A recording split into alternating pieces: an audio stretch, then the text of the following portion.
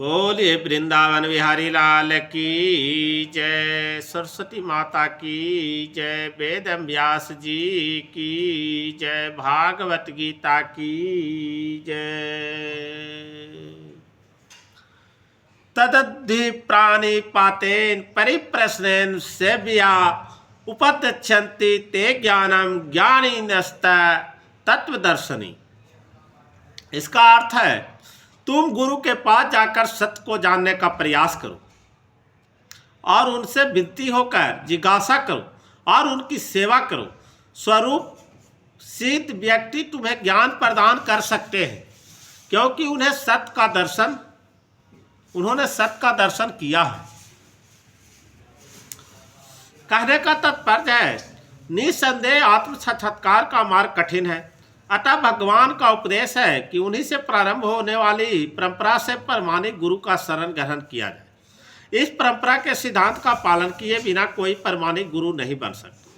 भगवान आदि गुरु हैं, अतः गुरु परंपरा का ही व्यक्ति अपने शिष्य को भगवान का संदेश प्रदान कर सकता है।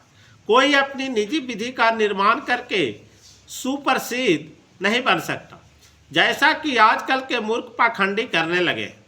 भागवत का कथन है धर्मम तु छात्र भगवत प्रणीतम, माने धर्म पथ का निर्माण स्वयं भगवान ने किया है। अतएव मनोधर्म या सुस्तर्क से सही पथ प्राप्त नहीं हो सकता। नहीं ज्ञान ग्रंथों को स्वतंत्र अध्ययन से ही कोई आध्यात्मिक जीवन में उन्नति कर सकता है। तो ज्ञान प्राप्ति के लिए उसे परिमाणिक गुरु का शरण में जाना ही हो। तो ऐसे गुरु को पूर्ण समर्पण करके ही स्वीकार करना चाहिए और अहंकार रहित होकर दास के भांति गुरु जी का सेवा करनी चाहिए। तो स्वरूप सिद्ध गुरु की प्रसन्नता ही आध्यात्मिक जीवन की प्रगति का रहस्य है। जिज्ञासा और विनीत भाव के मेल से आध्यात्मिक ज्ञान प्राप्त होता है। तो बिना विनीत भाव तथा सेवा के विद्वान गुरु से की गई जिज्ञासाएं प्रभावपूर्ण नहीं होगी।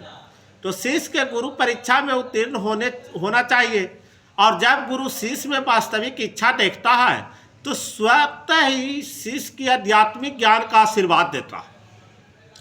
स्वतः ही शिष्य को आध्यात्मिक ज्ञान का आशीर्वाद देता है।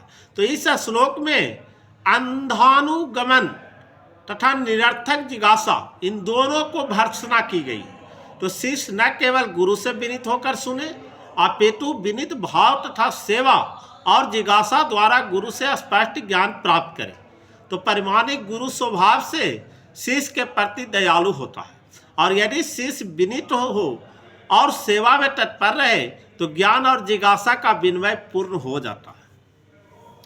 बोलिए वृंदावन बिहारी लाल की जय। या गातवा न पुनर्मोहे मेवम यस्सि पांडव येन भूत्यां शेषानि द्रक्ष्यस्तमनयथो मयि। स्वरूप सिद्ध व्यक्ति से वास्तविक ज्ञान प्राप्त कर चुकने पर तुम पुनः कभी ऐसे मोह को प्राप्त नहीं हो, क्योंकि इस ज्ञान के द्वारा तुम देख सकोगी कि सभी जीव परमात्मा के अंश स्वरूप हैं, अर्थात वो सब मेरे।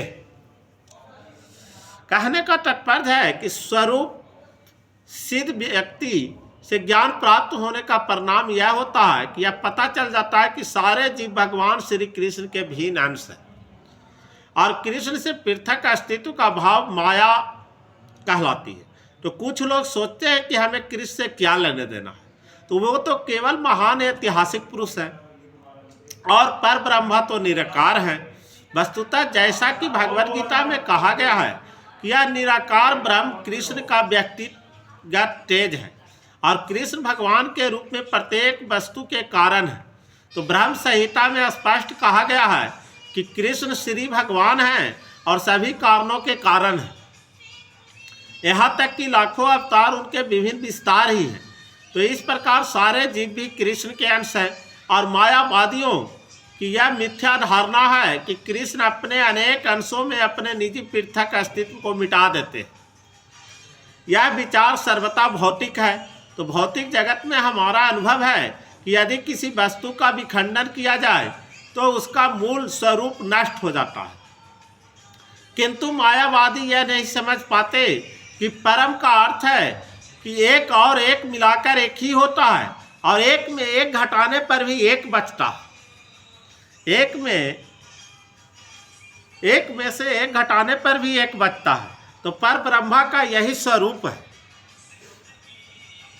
तो ब्रह्म विद्या को प्राप्त ज्ञान न होने के कारण हम माया से आवृत हैं, इसलिए हम अपने को कृष्ण से पृथक सोचते हैं।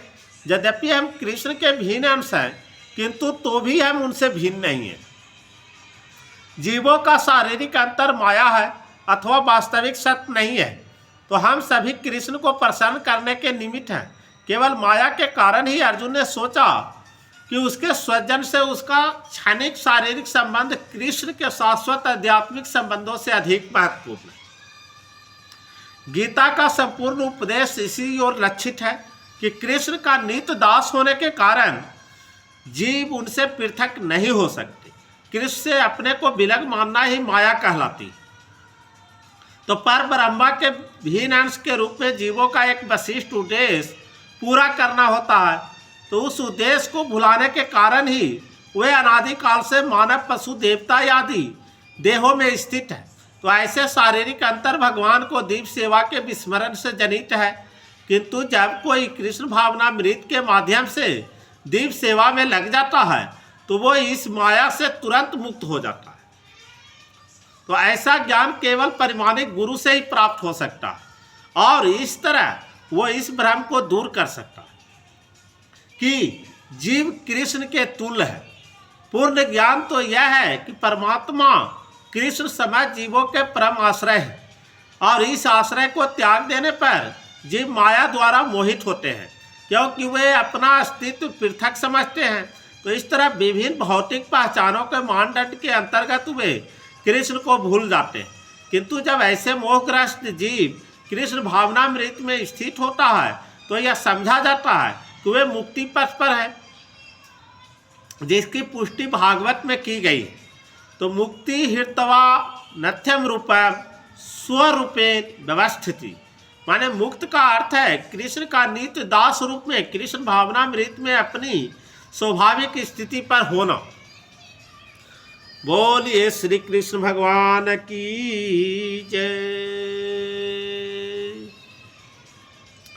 अपि च देशी पापेभ्य सर्वेभ्य पापकृत्म सर्वज्ञाने पुनर्नैव वृजनम शांतिरिष्यसि।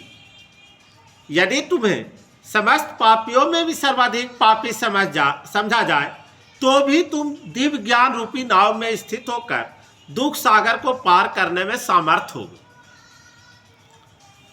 कहने का तात्पर्य है कि श्री कृष्ण के संबंध में अपनी स्वाभाविक स्थिति का सही सही ज्ञान इतना उत्तम होता है कि अज्ञान सागर में चलने वाले जीवन संघर्ष से मनुष्य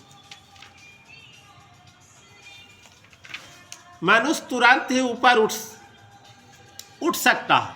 यह भौतिक जगत कभी कभी अज्ञान सागर मान लिया जाता है, तो भी कभी जलता हुआ जंगल, यह भौतिक जगत कभी कभी अज्ञान सागर मान लिया जाता है तो कभी जलता हुआ जंगल। तो सागर में कोई कितना ही कुशल तैराक क्यों न हो, तो जीवन संघर्ष अत्यंत कठिन है। यदि कोई संघर्ष रत तैरने वाले को आगे बढ़कर समुद्र से निकाल लेता है तो यह सबसे बड़ा रक्षक है। तो भगवान से प्राप्त पूर्ण ज्ञान मुक्ति का पथ है। तो कृष्ण भावनामृत की नाव अत्यंत सुगम है, किंतु उसी के साथ साथ अत्यंत उद्यत भी है। बोलिए वृंदावन बिहारी लाल की जय। जय श्री कृष्ण भगवान की जय।